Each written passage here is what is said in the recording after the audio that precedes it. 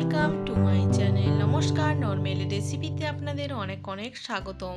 আজ আমি আপনাদের সাথে শেয়ার করব এক ভিন্ন স্বাদে কুঁদরির রেসিপি। এই গরমের দুপুরে কম তেল মশলায় যদি এই রকম কুঁদরির রেসিপি থাকে তাহলে দুপুরের খাওয়া জাস্ট জমে যাবে। ছোট থেকে বড় সবাই তৃপ্তি ভরে খেতে পারবে। চলুন তবে দেখে নিই। আমি এখানে কুঁদরি নিয়েছি 500 গ্রাম। কুঁদরিগুলোকে ভালো করে ধুয়ে এইভাবে টুকরো টুকরো করে কেটে নিয়েছি। আর নিয়েছি দুটো বড় সাইজের আলুগুলোকে আমি এইভাবে ডুমো ডুমো করে কেটে নিয়েছি। এখানে মশলার জন্য গ্রাইন্ডিং জারে নিয়ে নেব 2 চামচ মতো সর্ষে,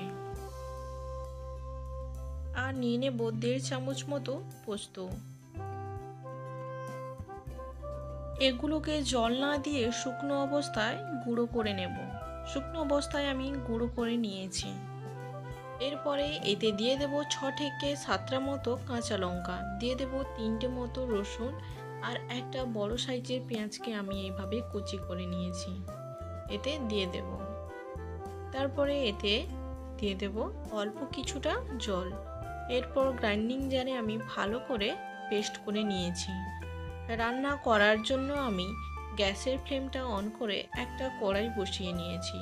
কড়াইতে দিয়ে দেব পরিমাণ মতো সর্ষের তেল। তেলটাকে গরম হতে দেব। তেলটা গরম হয়ে আসলে তাতে দিয়ে দেব 1 চামচ মতো সাদা জিরে। জিরেটাকে 10 সেকেন্ড মতো ভেজে নিয়েছি। তারপরে এতে দিয়ে দেব আগে থেকে টুকরো করে রাখা কুঁদরিগুলো। তারপরে এতে অ্যাড করব স্বাদ মতো লবণ আর পরিমাণ মতো হলুদ গুঁড়ো। খুন্তি দিয়ে নাড়াচাড়া করে নেব।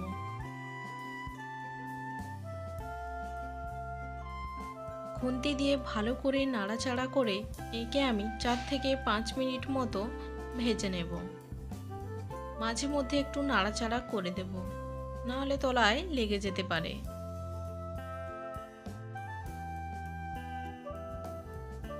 4 থেকে 5 মিনিট পরে আগে থেকে কেটে রাখা আলুগুলোকে আমি দিয়ে দেব। আবারও কুঁদরির সঙ্গে ভালো করে মিশিয়ে নেব।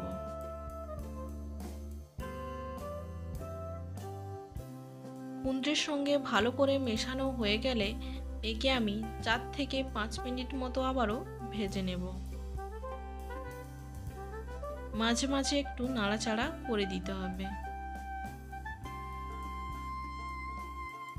4 থেকে 5 মিনিট পরে কুঁদরি আলুগুলো 70% ভাজা হয়ে আসলে তাতে দিয়ে দেব আগে থেকে পেস্ট করে রাখা মশলাগুলো। এরপরে এতে অ্যাড করব 2 চামচ মতো কাশ্মীরি লঙ্কার গুঁড়ো।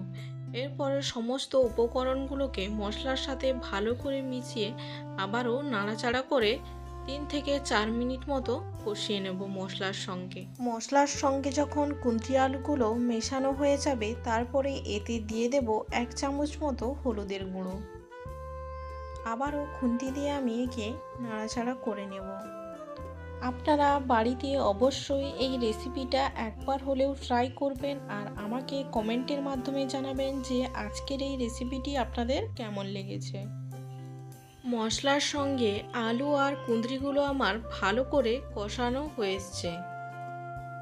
এরপরে এতে দিয়ে দেব পরিমাণ মতো জল।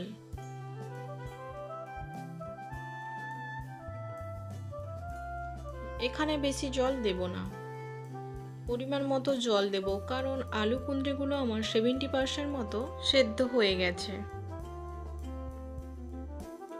এরপর এতে দিয়ে দেব স্বাদ মতো লবণ আর দিয়ে দেব স্বাদ মতো চিনি।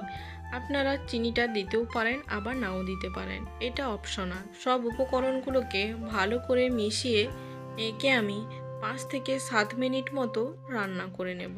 5 মিনিট পরে আমি খুন্তি দিয়ে নাড়াচাড়া করে একে আমি আবারও 2 মিনিট মতো রান্না করে নেব।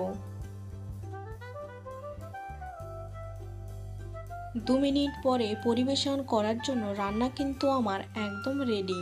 এই রেসিপিটি যদি আপনাদের ভালো লেগে থাকে তাহলে অবশ্যই লাইক কমেন্ট শেয়ার করবেন আর আমার এই চ্যানেলটি সাবস্ক্রাইব করতে ভুলবেন না যেন।